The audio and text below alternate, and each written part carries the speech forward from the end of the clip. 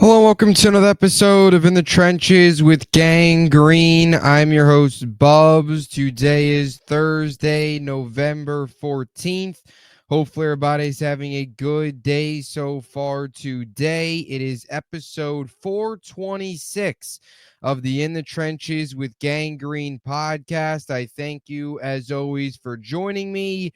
And today, while we haven't even hit Thanksgiving, it is only the middle of November. We are going to look ahead to 2025 because the New York Jets, sitting at 3-7 rather right now, give us Jets fans no reason to believe in these next 7 games and are really giving us no choice other than look ahead to the 2025 offseason, look ahead to the coaching carousel, look ahead to who the next general manager is going to be, who the quarterback is going to be, who they're going to bring in free agency, trades, what they're going to do in the draft, where they're going to select in the draft, who they're going to pick in the draft, all that stuff. If you're a Jets fan, that has started to creep into your mind because a 3-7 Jets team right now that has completely gone below the expectations placed on this team before the season started. There's not much hope the rest of the way here, and really not a whole lot of hope going into the offseason. But today, we're going to try to provide some hope. We're going to break down in today's podcast a couple general manager candidates for the New York Jets. I have 6 on this list. There is one on this list that could be kind of a GM, president of football operations, maybe just brought in to lead the coaching search. So 5 to 6. We have 6 overall, though, that we're going to break down in today's episode as potential 2025 general manager candidates for this New York Jets organization that desperately needs somebody to come in, clean up this Joe Douglas mess, and get this organization on the right track because we're going on 14 years without any playoff football.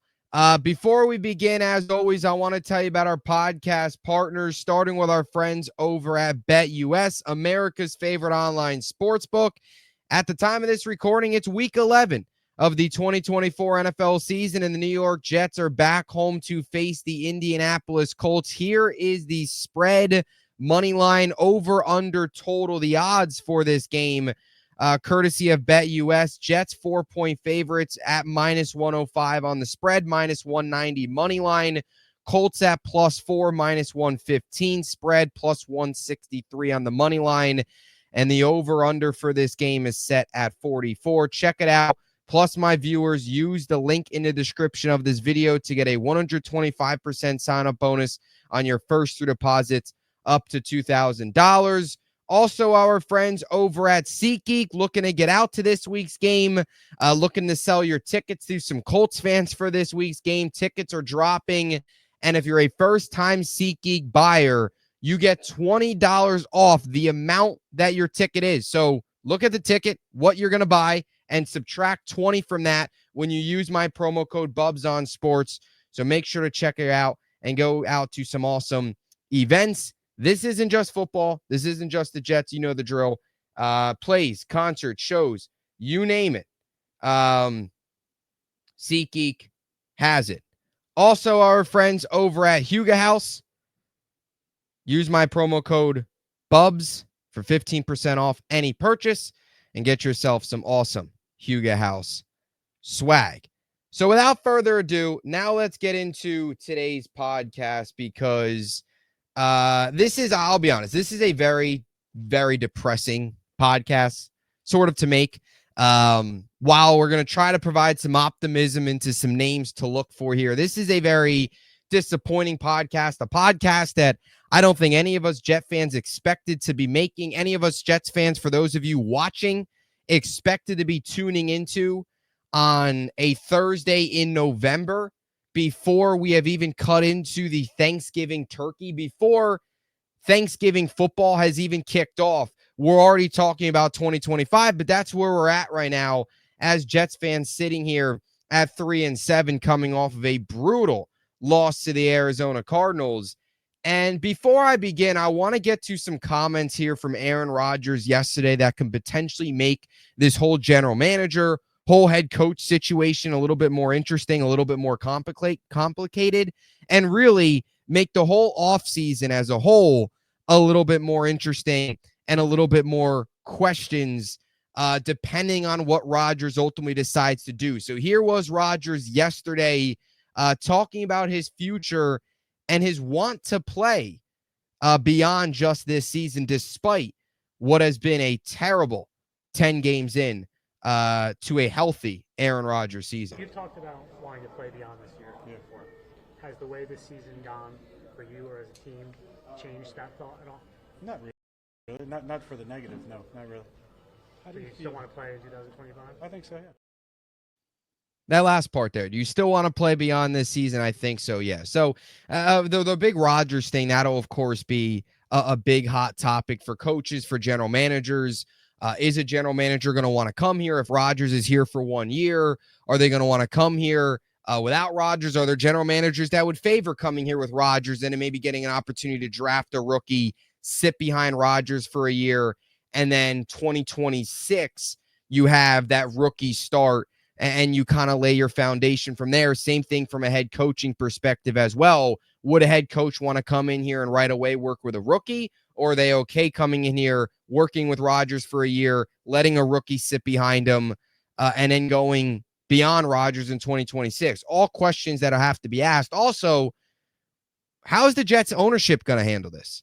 All right, because you look at the Jets ownership right now, with Donald Trump being elected president again, similar to his first term, all signs point towards Woody Johnson heading back over to the UK to work with Trump, obviously to work for the Trump administration over in the UK as an ambassador. So that throws a wrinkle into things where Christopher Johnson now will be much more involved, which unfortunately he was involved in the previous general manager hiring and the previous head coach hiring, which ultimately landed Adam Gase in 2019, which set this franchise back. So how does that mix into all these things? How does that potentially impact who the Jets hire as a general manager, who the Jets hire as a head coach?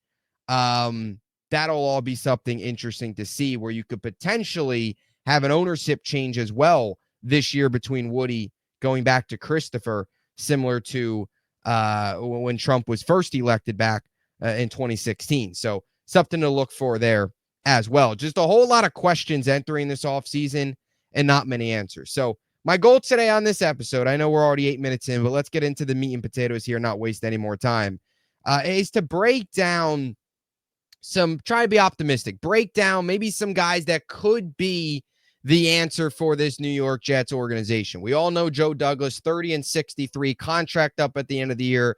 You cannot bring this guy back. You've got to start fresh. You've got to blow this thing up. And we'll see who could potentially be leading the charge. So we'll start here in Detroit.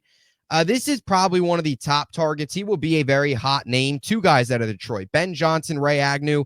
We'll do our coaching search maybe next week. I kind of wanted to work my way down, go with general managers, football operations guys, and then work our way down to head coaches, and then potentially even take a look at some of the quarterbacks in this draft, prospect-wise, go from top down here on the organization. We'll start here with Ray Agnu, currently the assistant general manager for the Detroit Lions.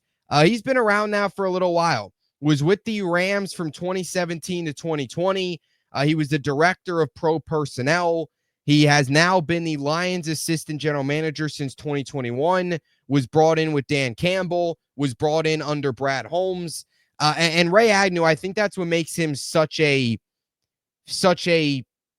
exciting piece to potentially bring in, and probably maybe the guy that's got to be at the top of the Jets list here would be Ray Agnu, and a guy that would be willing to maybe take this job because it would be his first big opportunity, and because of how he saw it develop in Detroit, potentially could take some of that in Detroit and bring it here to the New York Jets, right? When he took over with the Lions, this was a organization that was one of the laughing stocks in the NFL. And 2021 was bad. They laid the groundwork. 2022 got better, finished 9-8. 2023, of course, you get to the NFC title game. And at the moment of this recording, this is a Lions team that looks like they're primed for another strong push towards the Super Bowl this year in New Orleans. So Ray Agnew has seen this thing, has had his hands on a team that has completely turned it around in really just a 3-year window, alongside Brad Holmes, who has quickly implemented himself into one of the better general managers in the entire NFL, the way they've turned things around, hitting on the coach and Dan Campbell. Excellent draft picks over the last couple seasons. Very good free agent signings. It's been a really nice complement of some veteran pieces, some young pieces. They've hit on pretty much everything. And Ray Agnew's a guy who's seen it unfold and has been a part of it. And that's going to be a big thing throughout this podcast, trying to bring in guys. The Jets are such a losing culture. And this goes for whoever they hire as head coach. This goes for whoever they bring in as general manager. They've got to bring in guys that are with winning organizations, especially organizations that are winning recently. Like a guy like Ray Agnew, who is seeing it being built from the ground up just over the last 3 seasons. A team year 1, year 2 laid the groundwork. Now back-to-back years are going to be in the playoffs. And potentially they might go on and win the Super Bowl when all is said and done this year. So I think that's what makes Ray Agnew such a positive candidate. And also, right, hey, maybe the Jets with this hire, working alongside Brad Holmes, try to be optimistic here, because I've been so negative. Try to look ahead here and be positive about the future, even though the future is pretty cloudy. Maybe Ray Agnew is the Jets version of Brad Holmes. Maybe he is. He comes in, they get a quarterback, they get a good draft pick, they build up in free agency. He's able to draft well over the next 2-3 seasons, build on top of some of the young core that's already here, although how much of this young core, this Breece Hall, Garrett Wilson, Sauce Gardner, Jermaine Johnson core from 2022 will be here beyond 2025, beyond 2026, that's an unknown. But maybe you find your Brad Holmes. Take an organization from the doldrums, turn it around in 2-3 seasons. We talk about this. Rebuilds are not meant to be 10, 14 years. They're really retools now. If you're really lucky, you can be like the Houston Texans and the Washington Commanders and turn it around in just about 8 months with DeMeco Ryans and C.J. Stroud, or Dan Quinn and Jaden Daniels. But that's kind of not as common. It's more common to just turn it around in 2-3 years. And Ray Agnew maybe could be that guy, coming from a winning organization, is seeing it unfold right now. So I think Ray Agnew is one of your top candidates, assistant general manager right now for the Detroit Lions. Interesting note, was a 1990 first-round pick for the New England Patriots. So also a guy that's got some playing experience as well. But Ray Agnew, I think, got to be near the top of your list. Now, the next guy I want to discuss would also be at the top of my list if he was available. I don't know if he's going to want to take this job. I don't know if he's going to want this role. He's shifted into more of a front office role starting this season. 73 years old. You know, at the beginning of next year, he'll be 74 when next season begins. And that's Pete Carroll. Right now, Pete Carroll, longtime coach, of course, of the Seahawks, spent time at USC. We all know had the 1 year in 1994 with the New York Jets, working as an advisor right now. It's clear this is a guy that is entering more into, at his age, more into a front office role. How deep into the front office is Pete Carroll willing to get is my question, right? It might be easy to say, oh, this guy's just going to be the GM or the president of football operations. That's great, but how much is he willing to undergo? Right now, he's an advisor for the Seattle Seahawks, right? Not a huge role. Is he kind of want a limited role like that? Or is he really willing at 74 or 73 right now, but will be 74 at the start of next season? Is he willing at this age to not just be in the front office in a minor role, but enter a front office where he needs to completely take this organization and turn it around 180 and get it back on track? How much is Pete Carroll at this age willing to do? That's my question. Now, if he is willing to take a larger role and not just kind of an advisor, a more simple role for him, if he's willing to be I would love Pete Carroll as your president of football operations, where if you decide to bring that type of guy in, I would love for Pete Carroll to be that president of football operations and then let him hire a GM and then hire a coach. I think ideally, if you're the Jets, this would be my ideal. This won't happen. It's too good to happen for the Jets, and the Jets are not smart enough to do this, nor do I think all three of these candidates would all want to come here. But in an ideal world, I think Pete Carroll would be your football operations. Ray Agnu would be your general manager. Mike Vrabel would be your head coach. That would be like an ideal world. It won't happen, but that would be, I think, your number one option if you're a Jets fan. But Pete Carroll, if he's available and he would be willing to do it, he's got to be on your list as either president of football operations or your general manager.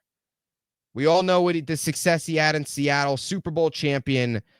This is a guy that's, one of the all-time great coaches, all-time great success in Seattle. We don't have to go through. We know what Pete Carroll brings to the table.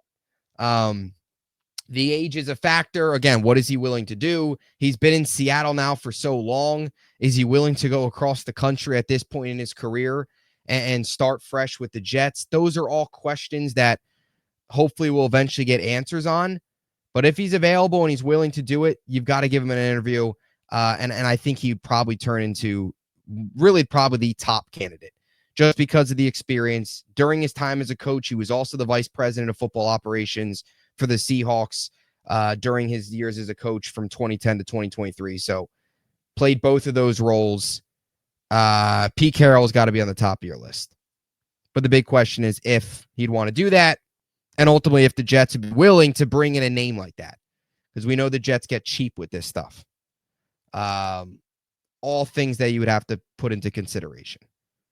Now, I could see the Jets. This is another thing I could see Pete Carroll as well. Is I could see the Jets bringing Pete Carroll in. Like, instead of bringing in Korn Ferry, all these other stupid outside companies that have nothing to do with football, maybe the Jets hire somebody like a Pete Carroll to help them bring in a general manager, to help them bring in a head coach, go through the hiring process, somebody within the NFL circle, as opposed to hiring Korn Ferry or somebody like that in agency, which we've seen the Jets do, of course, the whole Idzik debacle. I could see that maybe they do that with Carroll.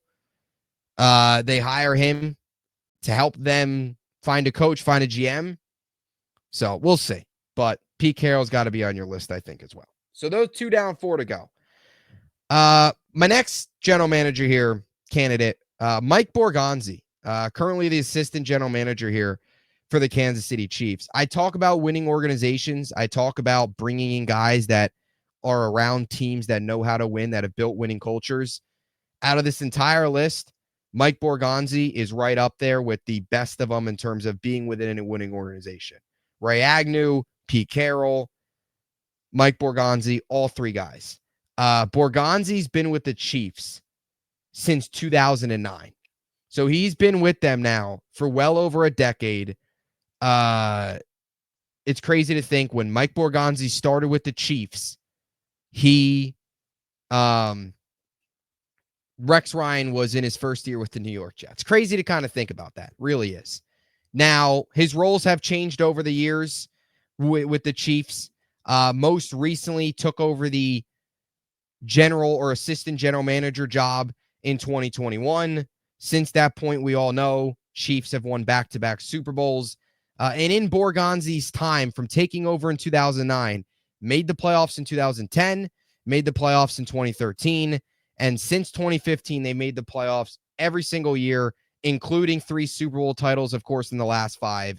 This is a guy that knows what good coaching is. He's been a part of elite quarterback play. He's been a part of an organization that's won 3 Super Bowls in the last 5 years, has been to 4 Super Bowls in the last 5 years. There's not much more that needs to be said. Winning organization, assistant general manager, one of the bigger parts as well in drafting Patrick Mahomes, had a big say in that as well. was originally a scout, then their director of football operations in 2018 to 2020. So he's played some really, really major roles with this Chiefs organization, especially through this recent stretch of success, really dating back to when Mahomes had his first year starting, and has now resulted in 4 Super Bowl appearances and 3 titles. So Mike Borgonzi, I think, is another guy you've got to have pretty high on your list. Winning organization and plays a big role, assistant general manager. Could be one of the hot names this year. My 4th name on this list that I think you've got to look at, we're going to stay in the division here. And that's, I do think, a question is, would this guy be willing to leave to come to this team? But we've seen the Bills now send guys out. I know Joe Shane with the Giants isn't necessarily looking so great at this moment, but Terence Gray from the Bills is another name to consider. He's currently the director of player personnel. He's been with the Bills since 2017, started as a scouting director. And Terence Gray, and this is another thing too I look for with some of these general manager candidates is, can they find young talent? Can they find young quarterback talent, right? Borgonzi was in the Chiefs building when they took Patrick Mahomes. Terence Gray was a big reason, a big part of the Bills taking Josh Allen in 2018. Not a lot of people agreed with the move at first. Not a lot of people liked the move, but it turns out Josh Allen out of that quarterback class was the best one to come out. Him and Lamar Jackson. Terence Gray was a big reason for that. So you look at the Jets, if they're in a position to draft a quarterback and you do hire, let's say Terence Gray comes in as general manager, hopefully you trust him and his staff can find the right guy for this organization finally.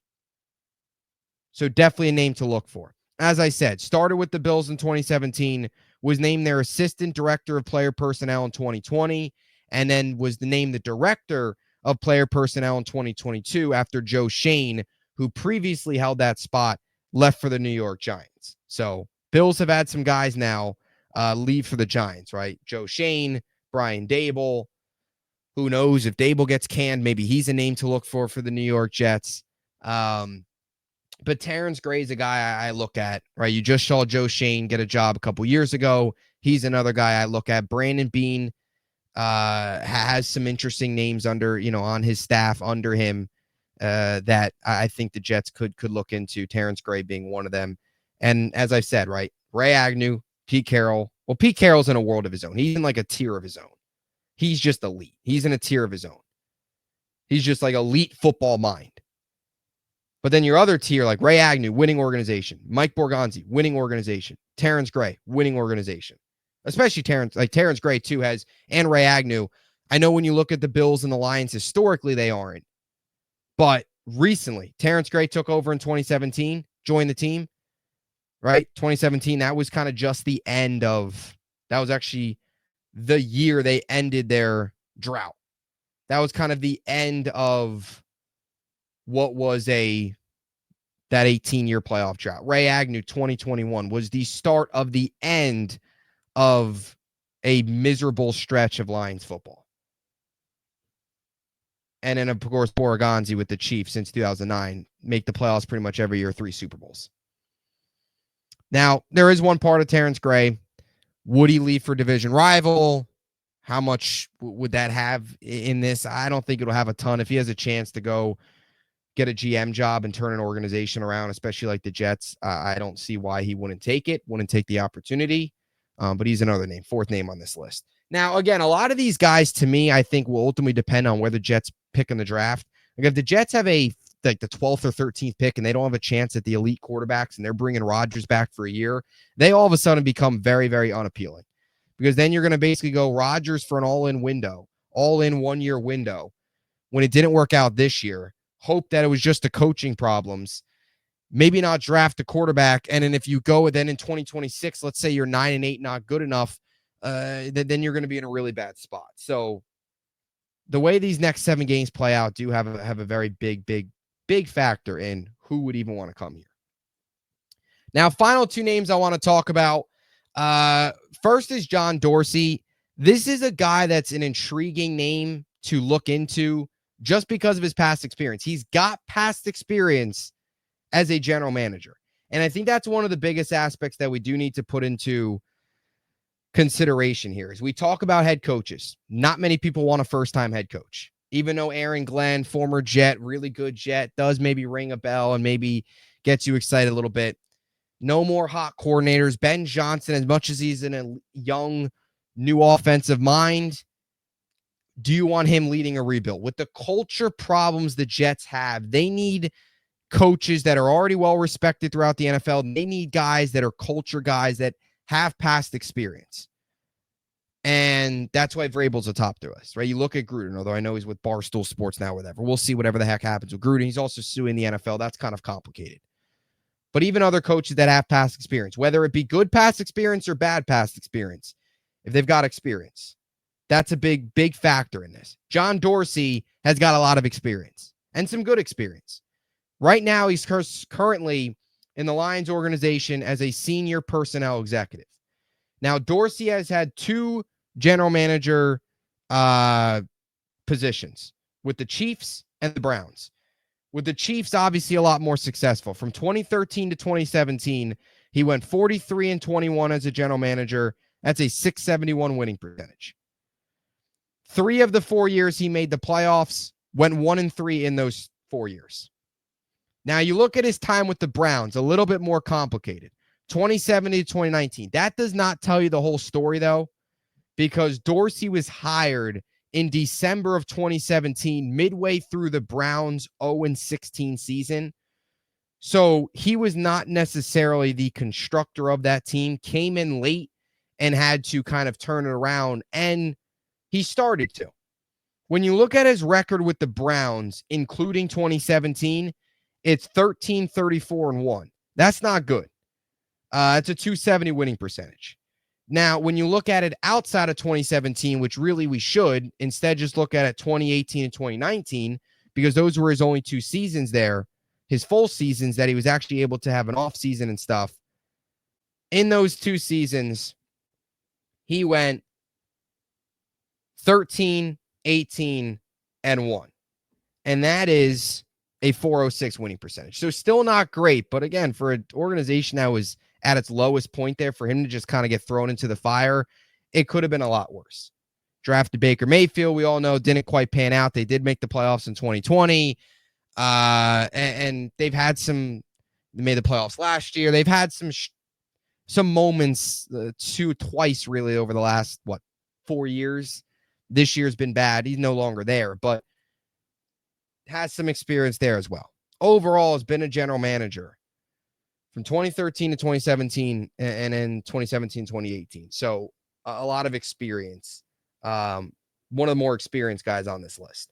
When you look at his overall record, 56-55-1. However, you take away 2017, that 0-16 season, record goes to 55-39-1, which is a .587 winning percentage, which is pretty impressive, if you ask me. Now, he has been with the Eagles and Lions since, 2 teams that are now winning.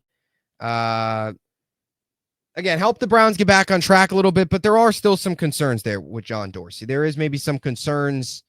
Has the game passed them by? It wasn't exactly pretty at times in Cleveland. Again, there was a lot of problems at that time. How much do you put into his run in Cleveland, and more so his run in Kansas City, which saw them make the playoffs in 3 of his 4 years? All very, very real questions that you would have to consider if you're the New York Jets here. One final name that I'll throw out here, a little bit of an interesting one because it kind of goes off against everything I talked about. But that's Ian Cunningham, currently the assistant general manager of the Chicago Bears. And I know the Bears on the outside right now don't look great. Just fired the offensive coordinator. Caleb Williams hasn't had the best season. Matt Eberflus probably getting fired. Probably coaching staff changes. I know Ryan Poles on the outs. It seems like he's done some good things, but it's not really translating right now. And Ian Cunningham's a part of it. So it isn't probably maybe a name that would maybe throw some Jets fans off considering he's coming from the Bears, although he is in the midst of a rebuild, so he's kind of getting an understanding of what it's like. And if he comes to the Jets, he would be taking over, of course, a very large rebuild. Been with the Bears under Ryan Poles since 2022. However, you talk about the winning organization. He's had experience within winning organizations. He started under Ozzie Newsome in Baltimore from 2008 to 2016. So won a Super Bowl there, was with that Super Bowl team. He was a personal assistant from 2008 to 2012, and he was an area scout in 2013 and 2016. He then went to the Eagles from 2017 to 2021, where he was the director of college scouting in 2017 to 2018. 2019 and 2020 was the assistant director of player personnel. And in his last year in 2021 was the director of player personnel. One of the first big years for Jalen Hurts, the Nick Sirianni, his first year, although at times he doesn't always look great, but was the director of player personnel that year. Has 2 Super Bowls, one with Baltimore, one with Philly. So right now in Chicago, while it's not going exactly smooth, they have done some good things on the outside. They've got to fix up the coaching staff. Are there concerns about the coaching staff and the hiring of Matt Eberflus and all that stuff with Ryan Poles? Yeah, there are certainly concerns how that would translate here to the Jets. But he is one of the hotter names. He's a name that'll probably definitely get a look. He's a guy that, of course, he's been around, has been a part of 2 Super Bowl winning organizations, is on the younger end, so a younger mind, a newer mind in a way, which could help, is a part of a rebuild right now. So we'll see. Ian Cunningham, another name to look for. Maybe not as high on the list as some of these other guys. And there's, of course, a ton of other names. I just kind of took these 6 and threw them out there. Some other names. Matthew Berry right now, who is the senior director of player personnel at the Seahawks, could be somebody to look at. There's some other general man. Trey Brown right now is the senior personal executive for the Bengals. Has had a lot of say in the Bengals rebuild over the last couple seasons with Burrow and Chase and all those guys. He could be a name to look at. So there are certain guys that the Jets, you could obviously, look into, assistant general manager, guys with past experience, but these were kind of just these 6 names right now that I threw out there to look into. So once again, Ray Agnu, Pete Carroll, Mike Borgonzi, Terence Gray, John Dorsey, Ian Cunningham, tons of other names, but those 6 I just kind of chose. And yeah, like I said, another name that does ring a bell for me is Trey Brown.